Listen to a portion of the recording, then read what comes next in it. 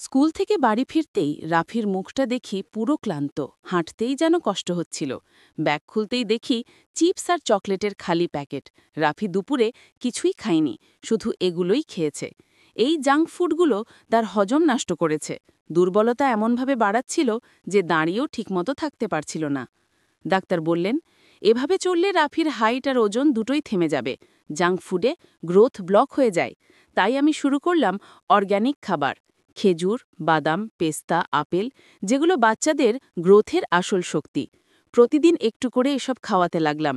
Vitamin, calcium আর iron ধীরে ধীরে শরীরে কাজ করতে থাকল। মাত্র 2 সপ্তাহেই রাফির শক্তি ফিরে এলো। সে আবার দৌড়াচ্ছে, হাসছে, খেলছে। অর্গানিক খাবার আর ড্রাই ফ্রুটস ওকে পুরো পাল্টে দিল। যেখানে জাঙ্ক ফুড ক্ষতি করেছিল, ওগুলোই আবার তাকে সুস্থ করে তুলল। আপনার বাচ্চাও কি এমন জাঙ্ক ফুডে দুর্বল হয়ে পড়ছে? একবার খেয়াল করুন। এমন বাস্তব গল্প পেতে আমাদের চ্যানেলটি সাবস্ক্রাইব করে রাখুন। বাচ্চাদের স্বাস্থ্য সুরক্ষার জন্য পাশেই থাকবেন।